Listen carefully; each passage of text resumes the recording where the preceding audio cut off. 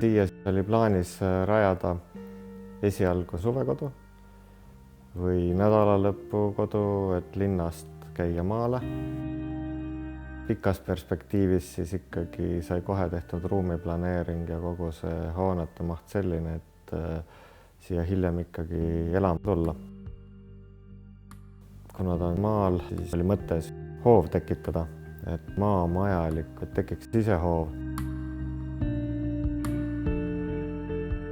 Ja kuna naabrid on ka siin väga lähedal, on ikkagi tihe asustus siin kõrval, päikesevalgust ja vaateid arvestatavalt ka, siis see maja paigutus saigi niimoodi, et see varjab enam-vähem lähedal olevat naabrit ja põhivaated tekivad kõik siia lageda avara põllu ja vaate suunas.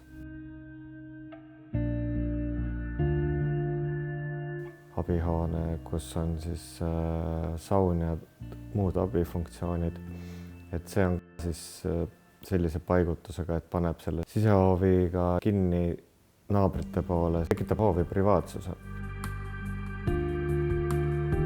Hoovis on tiik kaevatud, saab suvel ujumas käia.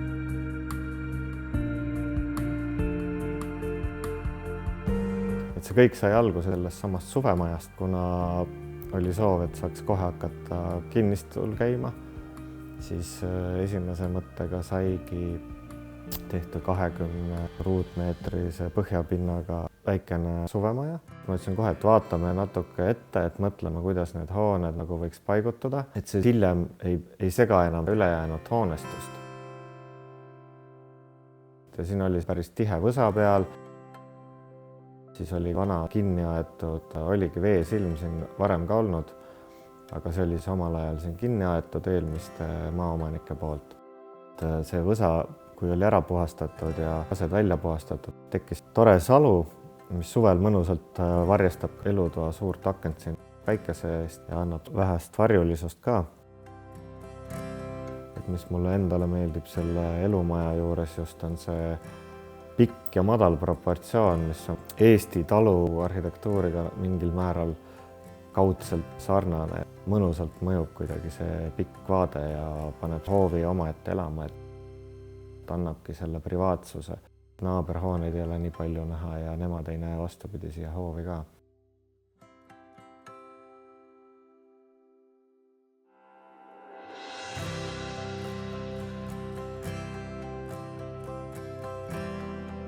Oluline moment oli selle kõrvalhoone puhul, et siin oli olemasolev 2 päris halvas olukorras kuuri. Olidki reaalsed küünid või kuurid, et külmad lihtsalt laudisega tarekesed. Need olid hästi kihvti proportsiooniga ja kogu see luukide proportsioon, mis seal olid, sellised suured uksed ja üleval sööningu luuk ja kohe tekkis mõte, et see on nii kihvt, et selle võiks kasutada ära, selle sama võtte. Alguses isegi lootsin, et äkki me saame kuidagi neid samu taastada või teha paremaks ja seda sama laudist isegi kasutada fassaadis. Aga nad olid ikkagi nii halvas olukorras, et neid säilitada ei olnud mõtet. Sauna uste ees olevad luugid, kui kinni panna, siis ongi hästi sellise vana puukuuri mulje, mis kogu selle mõte oligi. Kuur lammutati jälle sillaaegu siin sügisel maha, et siis tegelikult on selline tore pilt, kus on mõlemad hooned täiesti kõrvuti. Ta ei ole vana koha peal täpselt, aga see vana kuur oli siis täpselt seal kõrval ja siis on nagu vanaisa ja isa või kuidagi või isa ja poeg täpselt sama kujuga, on päris kihvt.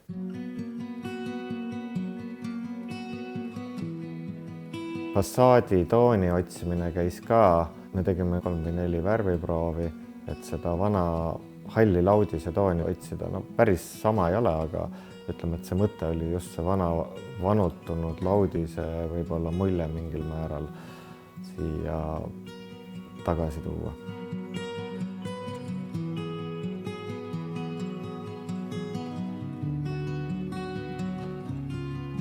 Mul on ikka nagu üldjuhul, et kliendi ruumide soov maja suhtes, sellise magamistubade soov.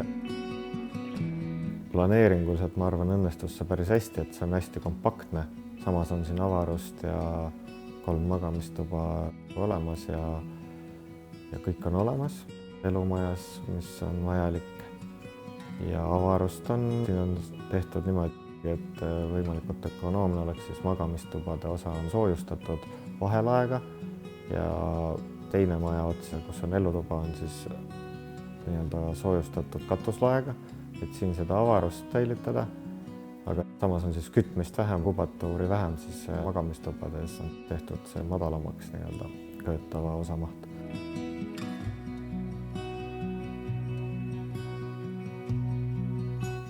Alguses tundus, et kõrvalhoones on liiga palju ruumi isegi või kuidagi, et aga see tuli vanast hoone proportsioonist, et seda me ei muutnud, seda planeeringut, et tegelikult siis ikkagi maal on seda panipaika ja kõike vaja, et lõppkokkuvõttes on kõik ruumid oma kasutuse leidnud ja see üks hoone osa ongi puukuur, tööriistad ja panipaik, garaaž, et on hea koht, kuhu kõike ladustada ja midagi teha.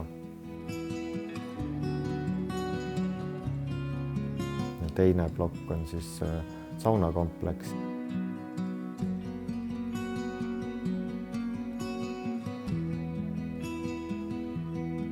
Pigem isegi võiks täna öelda, et ruumi on isegi veel võib-olla nagu võiks rohkemgi olla. Seal saunakompleksis on saunaruumid ja majapidamisruum ja siis sporditoake.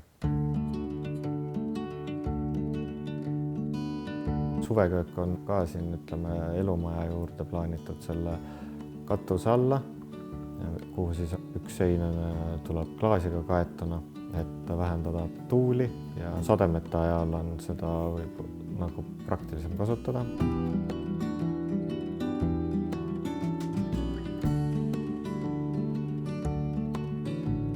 Ja see esimene väike majakene, see on siis täna kasutuses, et külaliste majana. Abihoone puhul oligi algselt 2 täiesti eraldi hoonet, mis olid siis kaugelt vaadates kokku justkui sulanud. Tegelikult oli neil umbes 1,5-meetrine vahe omavahel, seinte vahel. Ma viisin need täiesti kokku ja üritasin säilitada seda muljet, et nad on ikkagi nagu 2 eraldi hoonet, tehes need sissepääsud sügavamale natuke astuvad ja klaasuksena. Ja kui sisse minna hoonesse, siis fassaadilaudis jätkub ühes seinas, et rõhutada seda, et need on tegelikult varem on 2 eraldi hoonet, et kuidagi seda siduda vana olustikku praeguse olustikuga. Samas seinas oli 2 või 3 siseust, mis siis on samamoodi üritatud võimalikult hästi ära peita ja kaetud selle sama laudisega. Et siis on jällegi need ilma längita ukselahendused ja on siis fassaadilaud sinna peale naelutatud, et sulaks kokku siuke, et kui seal linki ei oleks, siis ega väga võib-olla aru ei saakski, et seal on uksed. Teine lahendus oligi, et nendele suurtele klaasustele, mis seal on, luugid sinna ette tekitada, et need oleksid kasutatavad ka siis, kui aknad ees on. Saadki reaalselt need luugid sulgeda ja mulje, et nagu see ongi mingi abihoone, et see ei olegi saun või mingi soojafunktsiooniga või kasutatav hoone. Et ikkagi täielik uuri mulje saaks tekitatud. Sai siuke päris õhuline luugi variant välja mõeldud, ma arvan, et see õnnestus ka päris hästi tehniliselt. Ja on päris suured ikkagi, aga see õhulisus ja kergus, et ta ei tohi paksuks minna, et sellepärast on ta tehtud siuksele teraskonstruktsioonile, mis annab võimaluse jääda õhukeseks selle kogu luugi puhul, sest muidu ütleme, ta ei oleks sinna klaasuste peale veel ära mahtunud, et see tagasiaste ei ole selle lavatäitel nii suur, et mingit puitkonstruktsiooni sinna oleks võimalik olnud teha.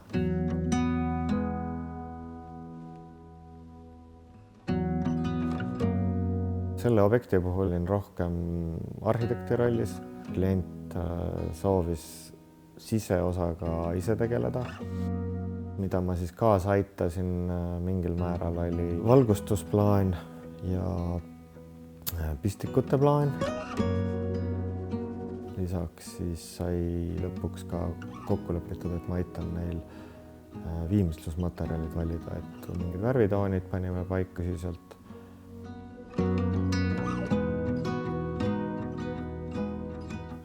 Parketi ja keraamilise plaadi ja abijoones mikrotsement ja epopõran sinna abiruumidesse. Ülejäänud kõik sisedetailid alates sandtehnikast ja ka valgustite valik, seal ma ei ole kaasa rääkinud. Arhitektuurne plaan pluss sisearhitektuurne foon, võiks öelda, et see on siis minu poolt tulnud ja ülejäänus on siis klient ise teinud omad valikud ja otsused juba.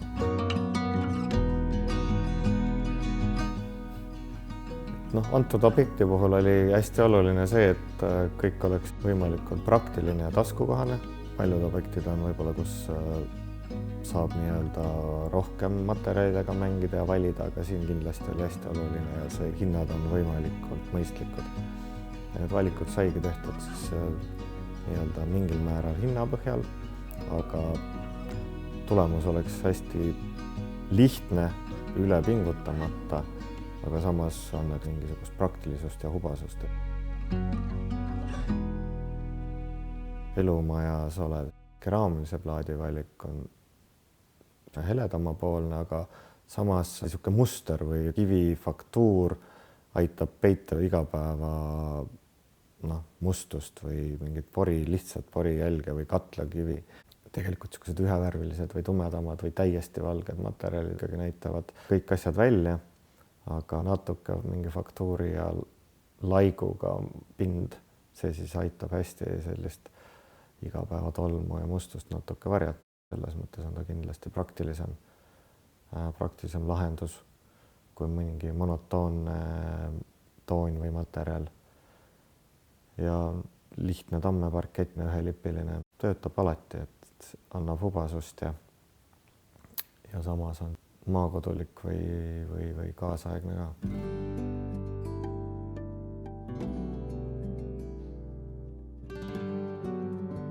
Leidsin uue ruuki materjali terasest katusekivi meenutav toode tundus hästi põnev. Seda kasutada, ta näebki väga äge ja hea välja.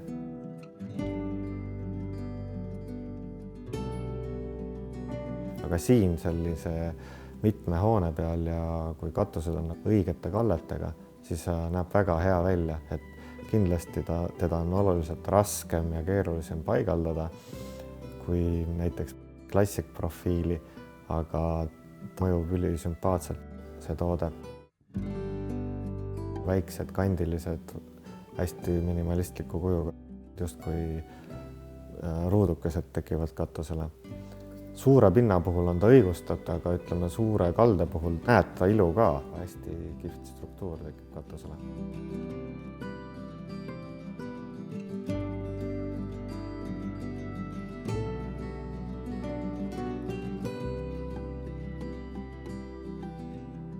Räästaste puhul, see on ka juba tänapäeval on see hästi tavaline ja kõik moodsamad majad on nii-öelda ilma räästata lahendusega, et meil päris sellist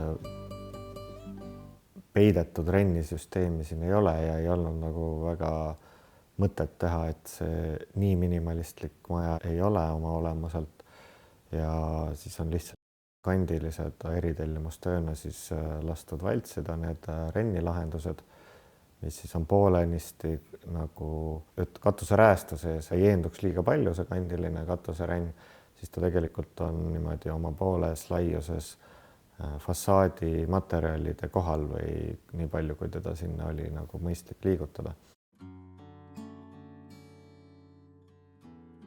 Ütleme, et varasemalt oleme me lasknud ka need torud alati valtsida, sadeveetorud siis tulevad rennist alla eritellimusel ja väiksemate mõõtudega. Aga siin siis on kasutatud juba ruuki kandilisi valmistooteid, mis selleks ajaks olid turule tulnud. et muidu sai kõik need sõlmed ja asjad välja joonistatud ja ristlõikedega siis just ilmusid esimesed niisugused kandilised torud ja päris ei pidanud eraldi laskma teha.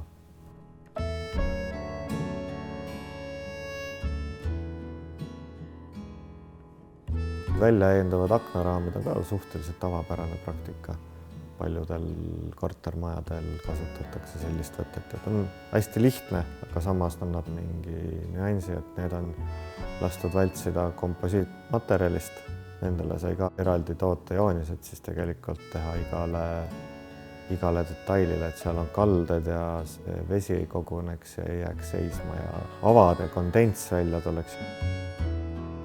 Peale vaadates tundub lihtne detail, aga tegelikult on kõik need kinnitused ja asjad, korralik sõlme läbi lahendamine ja tootejoonise tegemine, et need valtsitud elemendid omavahel kokku sobituks.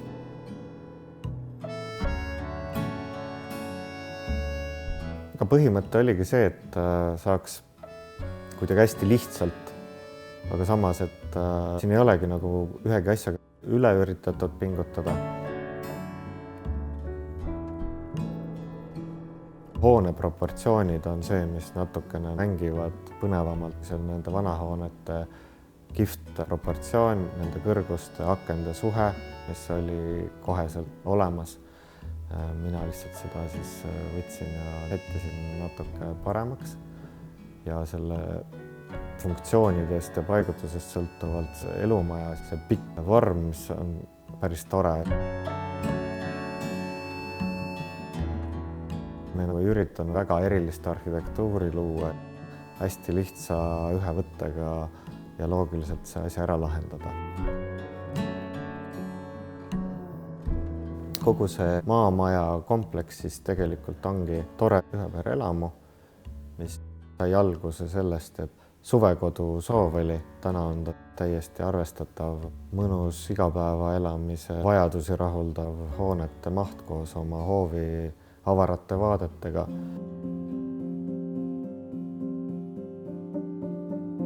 Vaatamata sellele, et on ta väga nagu võib-olla liiga tihestatud alal, aga tänu omal paigutusele, et ta on täiesti küla ääres ja need vaatesuunad ja valguse suunad on hästi sobinud, siis tekib privaatne ja avar mulje tegelikult, nagu sa oleksid kuskil looduse keskel pigem. Et see on siin see tore nüanss, ma arvan, mis välja tuleb. Et justkui tihti on see, et inimesed tahavad olla omaette, aga samas ei taha kuskile metsa kolida, siis siin on kuidagi see kesktee olemas, et vaated on avarus, kogu aeg on päike õiges suunas ja samal ajal sul küla kohe selja taga ja naabrid kõrval.